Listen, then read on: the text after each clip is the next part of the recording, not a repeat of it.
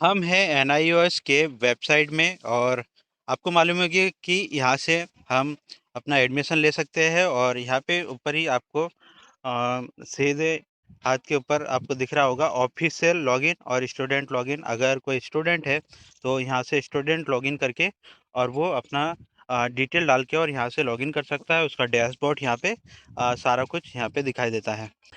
तो अगर कोई नया है तो उसको एडमिशन करना होता है पहले, उसके बाद में फिर उसको वो लॉगिन कर पाएगा। तो 2026 के अक्टूबर नवंबर का जो एडमिशन थे वो तो अब बंद हो गए हैं, लेकिन अब 2027 के जो अप्रैल महीने के जो एडमिशन है वो अब चालू हो गए हैं। मैं दिखाता हूँ आपको यहाँ पे नया, मतलब कि मैंने थोड़े ही दिन पहले यहाँ पे एडमिशन किया है। तो आप देख सकते हैं यहाँ पे सबसे ऊपर एडमिशन का ऑप्शन आ रहा है। जैसे आप यहाँ पे मेन्यू के ऊपर क्लिक करेंगे तो यहाँ पे एडमिशन का ऊपर ऑप्शन आ रहा है। जैसे कि यहाँ पे एडमिशन के यहाँ पे कॉर्नर में आप क्लिक करेंगे तो यहाँ पे बहुत सारे ऑप्शन है, लेकिन हमें एकेडमिक के ऊपर आप जैसे ही क्लिक करते हैं तो अ, आपको यहाँ पे स्ट्रीम 1 अप्रैल 2027 ये आपको दिखाई दे रहा है। स्ट्रीम 2 क्लोज हो गया है, मतलब कि मैंने बताया आपको कि ये बंद हो गया है। अभी अक्टूबर और नवंबर का जो महीना है 2026 के लिए एडमिशन अभी बंद हो गए हैं। आप 2027 के लिए अप्रैल में महीने के लिए कर सकते हैं। तो आप यहाँ पे जैसे ही दबाते हैं ये खुल जाता है। यहाँ पे स्टेप है, जैसे कि पहला स्टेप है आपको आपका स्टेट चूज करना है। आइडेंटिटी में आपका कोई भी एक डॉक्यूमेंट, आधार कार्ड, पासपोर्ट, राशन कार्ड, कुछ भी आप यहाँ पे डाल सकते हैं। और यहाँ पे जैसे आधार कार्ड डाल रहे हैं तो आइडेंटिटी नंबर, मतलब कि आधार कार्ड नंबर आपको डालना है। और यहाँ पे आप सेकेंडरी, सीनियर सेकेंडरी ये चूज़ कर सकते हैं। मतलब इसका मतलब होता है 10वीं और 12वीं के लिए आप यहाँ पे चूज़ कर सकते हैं। तो यहाँ पे आप ऊपर देखेंगे, यहाँ पे 5 स्टेप है। पहला आपको, जैसे कि मैंने ये बताया, इतने डिटेल डालने हैं, फिर बेसिक डिटेल, फिर सब्जेक्ट चूज़ करना है आपको, और फिर उसके बाद में डॉक्यूमेंट अपलोड, रिव्यू करना है, और उसके बाद में कुछ पेमेंट आपको करना होता है। तो आपको पेमेंट जो मेरे हिसाब से जो मैंने पेमेंट करवाया है वो है 4250 रुपये का आपको पेमेंट शायद लगेगा। आपका अगर ज़्यादा कुछ हो सके या फिर कुछ बदलाव है तो फिर वो अलग बात है।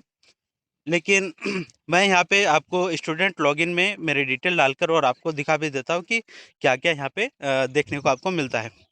तो मेरे पास अभी कोई डिटेल है नहीं लॉगिन करने के लिए, सॉरी, यहाँ पे फॉर्म भरने के लिए। ऑलरेडी मैं फॉर्म भर चुका हूँ और मैं आपको डिटेल बता देता हूँ कि किस तरह मैंने क्या-क्या किया है, डैशबोर्ड किस तरह दिखता है, स्टूडेंट जो लॉगिन अगर हम करेंगे तो किस तरह दिखता है। तो आप देख पाएँगे। यहाँ पे मैं डालता हूँ अपना यूज़र नेम और पासवर्ड। आप यहाँ पे रिमेंबर मी अगर यहाँ पे क्लिक करते हैं तो आपको बार बार यहाँ पे ये ईमेल आईडी और पासवर्ड डालने की ज़रूरत नहीं रहती है। जब भी आप यहाँ पे एनआईएस लॉगिन करके यहाँ पे जैसे ही क्लिक करेंगे तो आप ऑलरेडी लॉगिन रहेंगे। तो आप देख सकते हैं यहाँ पे डिटेल है, नाम लिखा होता है आपका ऊपर, नोटिफिकेशन आए रहते हैं, और फिर आपका जो, अगर आपने फॉर्म भरा होगा तो एप्लीकेशन स्टेटस दिखाई देगा। यहाँ पे देखिए स्ट्रीम 1 ब्लॉक 2 मैंने ऑलरेडी यहाँ पे फॉर्म भरा है, और मेरे यहाँ पे रेफरेंस नंबर भी शो कर रहा है, इनरोलमेंट नंबर भी शो करता है। रेफरेंस नंबर तुरंत ही आपको शो करने लगेगा जैसे ही आप फॉर्म भरते हैं। इनरोलमेंट नंबर जब शो करता है जब आपका एडमिशन कंफर्म हो जाता है। सबसे पहले तो डॉक्यूमेंट वेरिफिकेशन होता है, फिर अगर सब कुछ सही रहा तो एडमिशन वेरीफाइड आता है, और उसके बाद में सारा कुछ सही रहा तो फिर एडमिशन कंफर्म ऐसा लिख कर आता है। और फिर आपका, मतलब कि आप समझ सकते हैं कि आपको पढ़ाई चालू कर देनी चाहिए और आपको एग्ज़ाम देना है। आप देख सकते हैं यहाँ पे पेमेंट हिस्ट्री आता है, और आईडी कार्ड आप प्रिंट कर सकते हैं यहाँ पे। ये आईडी कार्ड भी प्रिंट जब तक नहीं होगा जब तक आपका जो एडमिशन कंफर्म नहीं हो जाता। और बहुत सारे ऑप्शन है ई सर्विस, और मैं आपको मेरे फॉर्म बता देता हूँ। यहाँ पे रिव्यू फॉर्म के ऊपर मैं क्लिक करता हूँ तो आपको यहाँ पे दिख जाएगा कि मैंने किस तरह के डिटेल और क्या क्या डिटेल भरे हैं। तो जैसे कि मैंने बताया था आपको, बेसिक डिटेल्स, और फिर ये optional details, subject, study centre, document और रिव्यू और पेमेंट, इतने ऑप्शन रहते हैं। तो मैंने इस तरह से डॉक्यूमेंट भरे, जैसे कि बेसिक बेसिक डिटेल में देखिए, नाम है, रेफरेंस नंबर है, वो तो ऑटोमेटिक आता है। स्ट्रीम आपको वैसे ही चूज़ करने को मिल जाता है शुरू में ही। और नाम होता है फादर का, मदर का नाम होता है, और आपको एक सेंटर चूज़ करना होता है, एड्रेस डालना होता है।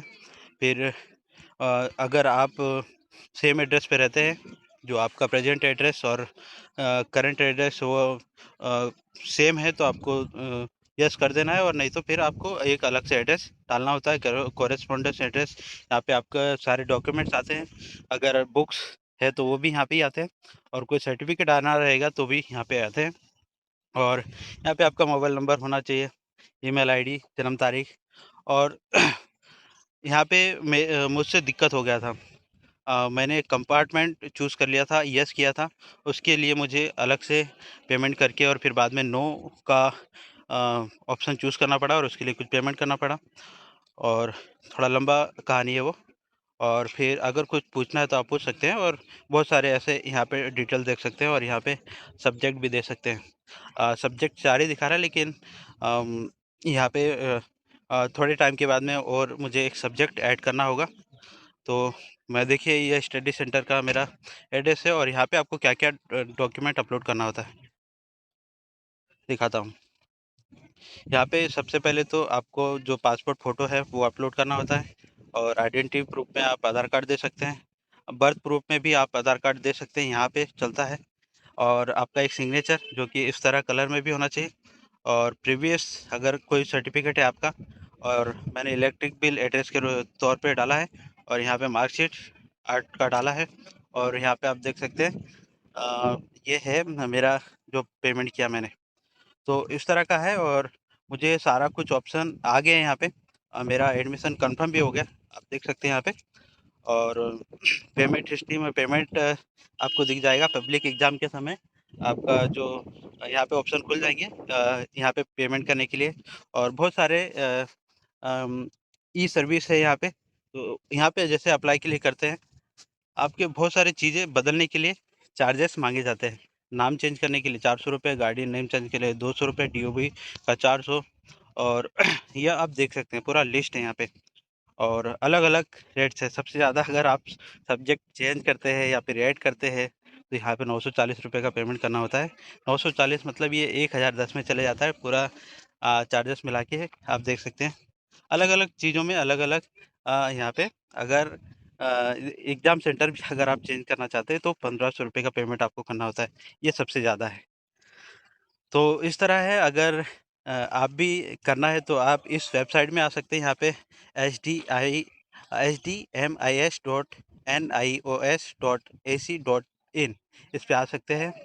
और आप जैसे कि मैं यहाँ पे बता रहा हूँ आपको, लॉग आउट किया मैंने, यहाँ पे मेन्यू में जाएँगे, यहाँ पे एडमिशन के ऊपर यहाँ पे कोने में दबाएँगे, और यहाँ पे एकेडमिक के यहाँ पे नीचे दबाएँगे, और यहाँ पे जो भी ऑप्शन आपको दिख रहा है, यहाँ पे जाकर और आप अपना एडमिशन करवा लेंगे। कोई दिक्कत आता है तो आप यहाँ पे कमेंट करके मुझसे पूछ सकते हैं, मैं ज़रूर मदद करूँगा, क्योंकि दिक्कत तो सभी को आती है, जो नए यहाँ पे एडमिशन लेने की कोशिश करते हैं, उन्हें दिक्कत ज़रूर आती है। तो आपको ये देख लेना होगा, और कुछ भी दिक्कत आया तो मुझे आप कमेंट करके पूछ सकते हैं। मेरा जो तजुर्बा था, जो मैंने यहाँ पे किया पेमेंट, और सारा ये फॉर्म फिलअप किया, डॉक्यूमेंट अपलोड किया, तो ये मेरा जो एक अनुभव था, मैंने आपके साथ में साझा किया, ताकि जो दूसरे जो नए स्टूडेंट हैं या फिर जो लेना चाहते हैं इसमें एडमिशन, उन्हें तकलीफ़ ना हो। Thank you.